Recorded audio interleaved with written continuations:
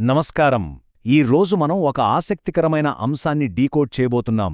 ఎప్పుడైనా ఆలోచించారా, మనకి బాగా తెలిసిన పాత తెలుగు కథల్లో దాగున్న లీడర్షిప్ సీక్రెట్స్ ఏంటని? అవును, ఈ రోజు మనం ఒక సాంప్రదాయ కథని తీసుకుని అందులో కాన్ఫ్లిక్ట్ రిజల్యూషన్ అంటే గొడవల్ని ఎలా పరిష్కరించాలి అనే సైకలాజీ కోణంలో విశ్లేషించబోతున్నాం. ఇదొక అద్భుతమైన మాస్టర్ క్లాస్ అని చెప్పొచ్చు. ముక్కలైపోయిన ఒక కుటుంబాన్ని ఒకే ఒక్క మాస్టర్ ప్లాన్తో ఎలా కలిపారో ఈరోజు మనం వివరంగా చూద్దాం. అసలు సమస్య ఎక్కడ మొదలవుతుందంటే, ఒక ఇంట్లోనో లేదా ఒక ఆఫీస్ బృందంలోనో ఎప్పుడూ ఏదో ఒక చిన్న విషయానికి గొడవలు జరుగుతూనే ఉంటే ఆ వాతావరణం ఎంత చిరాకుగా ఉంటుందో ఊహించండి. ఒకరి ముఖమొకరు చూసుకోకుండా విడిపోయిన వాళ్ళని మళ్లీ ఒక్కటి చేయడం ఎలా? సైకాలజీలో, లీడర్షిప్లో ఇదొక చాలా పెద్ద ఛాలెంజ్. ఈ కథలో ఉన్న అసలు సిసలైన సమస్య కూడా ఇదే. మరి దీన్ని ఎలా డీల్ చేశారో తెలుసా? ఇక్కడే ఒక పెద్ద ట్విస్టుంది. బయట ప్రపంచానికి శారదా, ప్రసాద్ గారిది ఒక పెద్ద ఉమ్మడి కుటుంబం. కాని ఆ ఇంటి లోపలేం జరుగుతోందో చూస్తే ఎవరైనా షాక్ అవ్వాల్సిందే. ఎందుకంటే ఒకే ఇంట్లో 3 వేర్వేరు పొయ్యిలు వెలుగుతున్నాయి. నిజమండి, అత్తమ్మమ్మలు ఒకవైపు, ఇద్దరు కొడుకులు కోడలు ఎవరికి వాళ్లు వేర్వేరుగా వంటలు చేసుకుంటూ పూర్తిగా విడిపోయారు. ఐకమత్యం లేకపోవడానికి ఇంతకంటే పెద్ద ఉదాహరణ ఉంటుందా చెప్పండి? ఇంట్లో వాతావరణం ఎంత దారుణంగా ఉందంటే రోజూ ఒక యుద్ధమే. పెద్ద కోడలు అనామిక ఏమో తన మామగారు అడిగితే చిన్న కోడలు కనీసం మంచినీళ్లు కూడా ఇవ్వలేదని, ఇంటి పెద్ద కోడలిగా తనకు అస్సలు రెస్పెక్ట్ దక్కడం లేదని కంప్లైంట్. మరోవైపు ఆ చిన్న కోడలు భావన వంటగదివైపు కన్నెత్తి చూడకుండా బెడ్రూంలో కూర్చుని ఫోన్లో వీడియో రీల్స్ చూస్తోందని అనామిక ఆరోపణ. ఇక రోజూ ఒకరినొకరు నిందించుకోవడమే సరిపోతుంది. అయితే ఈ చిన్న చిన్న గొడవల వెనుక ఎవరికీ కనిపించని చాలా పెద్ద సమస్య ఒకటి దాగి ఉంది. అదేంటంటే ఫైనాన్షియల్ టెన్షన్. తల్లిదండ్రులైన ప్రసాద్, శారదలు తమ కూతురు మాలతి పెళ్లికోసం చాలా అప్పు చేశారు. ఆ అప్పు ఎలా తీర్చాలో అర్థంకాక వాళ్ళు లోపల కుమిలిపోతున్నారు. ఇలాంటి కష్ట సమయంలో కుటుంబమంతా ఒకే మాటమీద ఉండాల్సింది పోయి ఇలా తలా ఒక దారిలో ఉంటే ఆ టెన్షన్ ఇంకా ఎంత పెరుగుతుందో అర్థం చేసుకోవచ్చు. సరిగ్గా ఈ పాయింట్లోనే మామగారు ప్రసాద్ గారు రంగంలోకి దిగారు. ఆయన కోడళ్ల మీద అరవలేదు, కోప్పడలేదు. దానికి బదులు ఏకంగా ఒక స్టార్టప్ పిచ్తో వాళ్ల ముందుకొచ్చారు. వినడానికి కొంచెం ఆశ్చర్యంగా ఉన్నా ఇది నిజం. ఆయన ఏం చేశారంటే, ముందుగా ఒక టేస్టీ మ్యాంగో మిల్క్ షేక్ తీసుకొచ్చి వాళ్ళకిచ్చారు. ఈ మండు వేసవిలో దీనికి ఎంత డిమాండ్ ఉందో వివరించారు. దానికి కావాల్సిన ముడిసరుకు మన ఇంటి పెరట్లోనే ఫ్రీగా దొరుకుతుందని చెప్పారు. లాస్ట్లో ఒక బంపర్ ఆఫర్ ఇచ్చారు. లాభాలన్నీ మీరే ఉంచుకోండి, ఆ డబ్బుతో చక్కగా మీకిష్టమైన బంగారం కొనుక్కోండి అని చెప్పారు. ఆయన వేసిన బిజినెస్ ప్లాన్ ఎంత పక్కాగా ఉందో చూడండి. చిన్న గ్లాస్ మిల్క్ షేక్ 10 రూపాయలు, జంబో గ్లాస్ అయితే 20 రూపాయలు. ఇంత భయంకరమైన ఎండలో చల్లగా ఏదైనా తాగాలనిపిస్తే జనాలు ఈ మాత్రం రేటుకి అస్సలు వెనకాడరు కదా, ఖచ్చితంగా కొనితీరుతారు. ఇది కేవలం గాల్లో మాట కాదు, ఖచ్చితంగా వర్కౌట్ అయ్యే లాభాలు తెచ్చిపెట్టే ఒక ప్రాక్టికల్ బిజినెస్ మోడల్.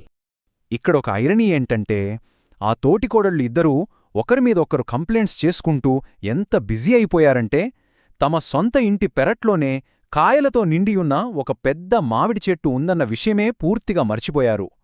ఏమండోయ్, మన పెరట్లో బోలెడన్ని ఫ్రీ మామిడి పండ్లున్నాయని ప్రసాద్ గారు గుర్తుచేసేదాకా వాళ్లకా ధ్యాసే లేదు. ప్రసాద్ గారు వాడిన ఈ టెక్నిక్నే సైకాలజీలో ట్రోజన్ హార్స్ ఇన్సెంటివ్ అంటారు. అంటే అసలు విషయాన్ని డైరెక్ట్గా చెప్పకుండా వాళ్లకి బాగా ఆసక్తి ఉన్న ఒక విషయాన్ని ఎరగా వేయడం. పాలు, చక్కెర లాంటి ఖర్చులు పోను లాభమంతా మీరే తీసుకోండి, ఏకంగా బంగారమే కొనుక్కోండి అని చెప్పారు కదా. ఆ బంగారం మీదున్న ఆశతో వాళ్లకి తెలియకుండానే వాళ్ళిద్దరూ కలిసిగట్టుగా పనిచేసేలా చేశారు ప్రసాద్ గారు. లీడర్షిప్కు ఇదొక క్లాసిక్ ఎగ్జాంపుల్ కదూ. కట్ చేస్తే ప్రసాద్ గారి ప్లాన్ సూపర్ సక్సెస్. కోడలిద్దరూ ఈ బిజినెస్ చేయడానికి రెడీ అయిపోయారు. ఇక్కడ మనం గమనించాల్సిన మరో విషయమేంటంటే, వాళ్లు కేవలం చెప్పింది చేయడమే కాదు, తమ సొంత క్రియేటివిటీ కూడా వాడారు. ఎవరో వస్తారని రోడ్డుమీద కూర్చోకుండా ఏకంగా ఒక పడవ తీసుకుని స్థానికంగా ఉన్న చెరువులోకి వెళ్లి అమ్మాలని డిసైడయ్యారు. ఈ ఐడియా వాళ్ల కొత్త పార్ట్నర్షిప్కి, బిజినెస్కి పడిన తొలి అడుగు. వాళ్ల ప్లానింగ్ ఎలా ఉందో చూస్తే ఎవరైనా మెచ్చుకోవాల్సిందే. రోజూ ఉదయాన్నే అత్తగారి హెల్ప్తో పడవలోకి మిల్క్ షేక్ డబ్బాలెక్కించడం, ఆ చెరువులో ప్రయాణిస్తూ చుట్టుపక్కల ఉన్న 4-5 గ్రామాలకు వెళ్లడం మొదలుపెట్టారు. వేసవి ఎండలు మండిపోతున్న కొద్దీ వీళ్ల బిజినెస్ కూడా అంతే స్పీడ్గా పికప్ అయింది. లాభాలు కళ్లముందే కనిపిస్తున్నాయి. అద్భుతమైన టీంవర్క్కి ఇది బెస్ట్ ప్రూఫ్. ఒక్కసారి ఫ్లాష్ బ్యాక్కి వెళ్ళి చూస్తే నిన్నటి వరకు ఒకరినొకరు తిట్టుకున్నవాళ్లే వీళ్లు. కాని ఇప్పుడు పనులు ఎంత పర్ఫెక్ట్గా పంచుకున్నారో గమనించండి. ఒకరు మిల్క్ షేకులు కలుపుతూ సేల్స్ చూసుకుంటుంటే మరొకరు పడవ నడుపుతూ ట్రాన్స్పోర్ట్ బాధ్యత తీసుకున్నారు.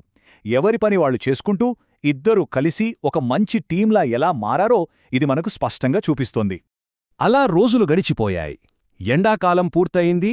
ఆ మామిడి పండ్ల సీజన్ కూడా ముగిసింది. అప్పుడు ఒకరోజు తీరికగా కూర్చుని అప్పటివరకు వచ్చిన లాభాలను లెక్కపెట్టారు ఆ కోడలిద్దరూ. ఆ డబ్బులు చూసి వాళ్లకే కళ్ళు తిరిగేంత షాక్.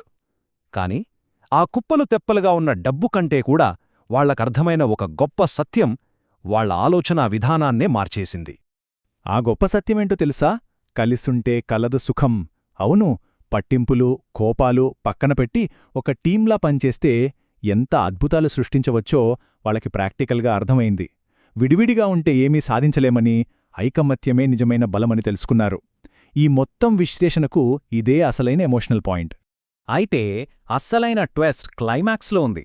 ఆ వచ్చిన లాభాలతో వాళ్లు అనుకున్నట్టు బంగారం కొనుక్కోలేదు. తాము ఇన్నాళ్లు ఎంత తప్పుగా ప్రవర్తించామో రియలైజ్ అయ్యి ఆ డబ్బును తీసుకువెళ్లి తమ మామగారు ప్రసాద్ గారు చేతిలో పెట్టారు. ఈ డబ్బుతో మన ఆడపడుచు మాలతి పెళ్లికోసం చేసిన అప్పు తీర్చేరండి అని చెప్పారు. తమ సొంత లాభం కంటే కుటుంబ బాధ్యతే ముఖ్యమని వాళ్లు నిరూపించారు. ముగింపుగా మనందరం ఆలోచించాల్సిన ఒక ముఖ్యమైన పాయింట్ ఉంది. ఎప్పుడూ 3 పొయ్యిలుగా ముక్కలుగా విడిపోయిన ఒక కుటుంబం కేవలం ఒక కామన్ గోల్ వల్ల ఎలా ఏకమైందో మనం చూశాం కదా. మరి మన నిజ జీవితంలో, అది ఆఫీసైనా ఇల్లైనా సరే, మనుషుల మధ్య గొడవలొచ్చినప్పుడు వారిని మళ్లీ కలపటానికి ఇలాంటి ఒక ఉమ్మడి లక్ష్యాన్ని మనం కూడా ఎలా క్రియేట్ చేయొచ్చు? ఈ లీడర్షిప్ స్ట్రాటజీని మన లైఫ్లో ఎలా వాడుకోవచ్చు? ఈ ఆలోచనతోనే ఈనాటి మన విశ్లేషణను ముగిస్తున్నాను. మళ్లీ మరొక ఆసక్తికరమైన అంశంతో కలుద్దాం.